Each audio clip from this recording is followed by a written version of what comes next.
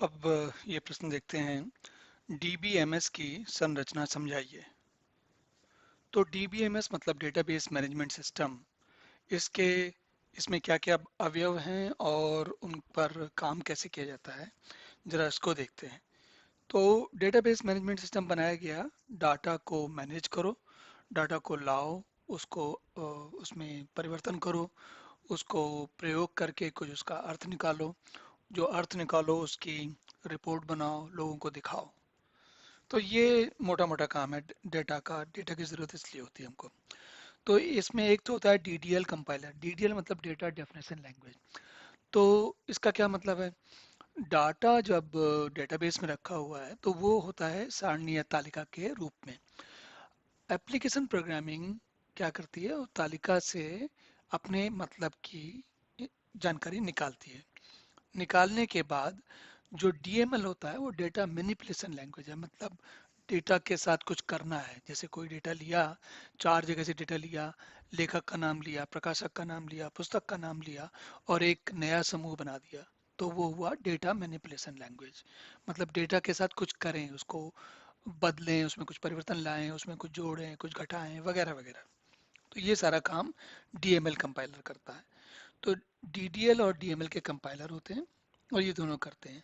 इसके अलावा डाटा में क्या क्या काम किया जा सकता है, किस प्रकार के काम किए जा सकते हैं, वो डिक्शनरी में लिखा होता है। मतलब क्या जैसे उसके साथ अपडेट कर सकते हो, डिलीट कर सकते हो उसको, उसमें कुछ ऐड कर सकते हो। तो ये जो सारे काम होते हैं डेटा डिक्शनरी में आती हैं सारी चीज़ें।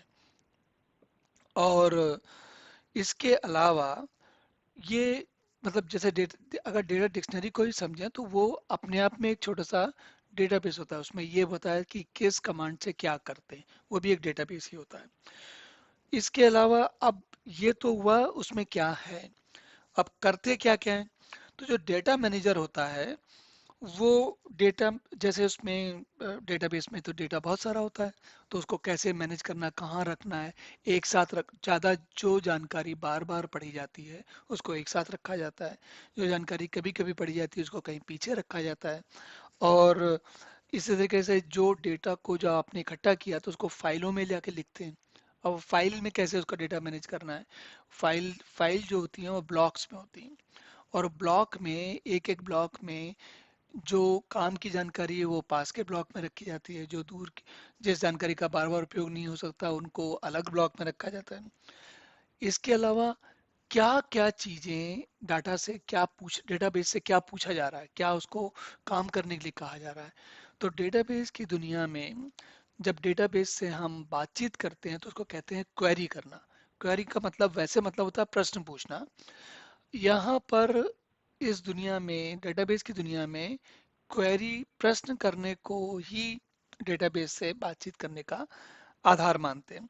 तो इसलिए क्वेरी मैनेजर होता है, मतलब जो कौन कौन सी क्वेरीज आएंगी, उन क्वेरीज का क्या मतलब होगा, वगैरह वगैरह। इसी तरीके से डिस्क मैनेजर, डिस्क पर कौन सी चीज कहाँ रखनी है, ये स्टोरेज मैनेज स्टोरेज का ही एक भाग है। तो डिस्क मैनेजर क्या करता है, जो भी जितने भी इनपुट आउटपुट ये सब के काम चलते रहते हैं उनको डिस्क पे लिखना, कहाँ से पढ़ना, ये काम डिस्क को मैनेज करने का है। डिस्क मैनेजर डेटाबेस में ही नहीं प्रयोग होता ये, और जब ऑपरेटिंग सिस्टम का भी एक हिस्सा होता है। तो जैसे ऑपरेटिंग सिस्टम पर जब हम कुछ लिखते हैं, कुछ उससे पढ़ते हैं, तो ऑपरेटिंग सिस्टम का एक भाग होता है, उसको कहते हैं डिस्क मैनेजर। उसका काम क्या होता है? उसका काम केवल डिस्क में डेटा लिखना और पढ़ना, लिखना पढ़ना, यही होता है केवल। तो वो हमेशा उसी में बिजी रहता है। इसी तरीके से डेटाबेस के अंदर एक डिस्क मैनेजर अपना खुद का होता है, जो कि डेटाबेस के लिए लिखने पढ़ने का काम करता है। तो इस तरीके से मोटे मोटे तौर पर डेटाबेस की संरचना को हमने समझा। अब आगे का प्रश्न देखते हैं।